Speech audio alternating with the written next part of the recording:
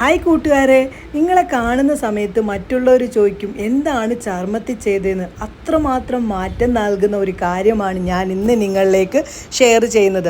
നമ്മുടെ സംഭവം തയ്യാറാക്കുന്നതിന് നല്ല ക്ലീൻ ആയിട്ടുള്ള ഒരു പാത്രം ഞാൻ എടുത്തു വച്ചിട്ടുണ്ട്.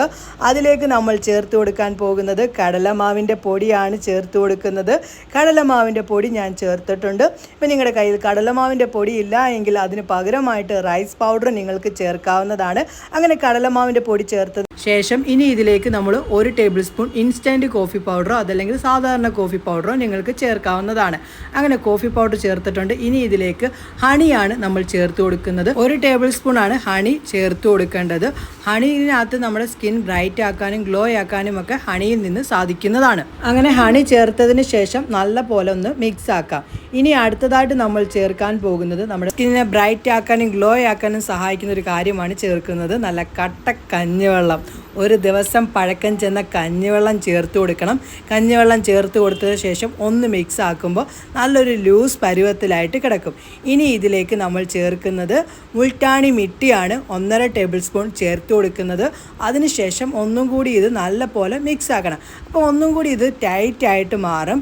ഈ കാണുന്ന ഒരു പരുവത്തിലാണ് നമ്മുടെ പാക്ക് ഇരിക്കേണ്ടത്. അധികം വെള്ളം പരുവത്തിലാവരുത്, എന്നാൽ അധികം ടൈറ്റുമായിട്ട് ഇരിക്കാൻ പാടില്ല. ഇനി ഇത് ഞാൻ എൻ്റെ കൈകളിലേക്ക് ഇട്ടിട്ടാണ് നിങ്ങളെ റിസൾട്ട് കാണിക്കുന്നത്. ഇത് എല്ലാ സ്കിൻ ടൈപ്പുകാർക്കും ഒരേപോലെ ഉപയോഗിക്കാൻ കഴിയുന്നതാണ് ഈ ഒരു പാക്ക്. എന്തായാലും പുളിച്ച കഞ്ഞിവെള്ളത്തിന് ഇത്രയൊക്കെ റിസൾട്ട് കിട്ടുമെന്ന് ഞാൻ ഒട്ടും പ്രതീക്ഷിച്ചില്ല. സ്കിന്നിനെ ടാനും പിഗ്മെൻറ്റേഷനും ഒക്കെ തുടച്ച് മാറ്റി സ്കിൻ നല്ല പോലെ ബ്രൈറ്റ് ആക്കാനും ഗ്ലോ ആക്കാനും സഹായിക്കും.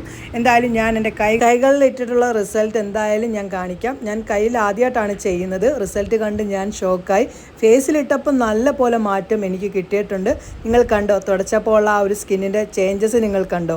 അടിപൊളിയാണ്. എന്തായാലും നിങ്ങൾ ചെയ്യണേ. കഞ്ഞിവെള്ളം കൊറിയക്കാരുടെ സ്കിന്നിൻ്റെ രഹസ്യമാണ്.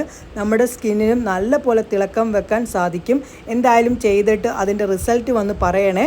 വീഡിയോ ഇഷ്ടപ്പെട്ടാൽ ലൈക്ക് ചെയ്യാനും ഷെയർ ചെയ്യാനും മറക്കരുത്. മാക്സിമം ഈ ഒരു വീഡിയോ ഷെയർ ചെയ്ത് എന്നെ സപ്പോർട്ട് ചെയ്യണേ.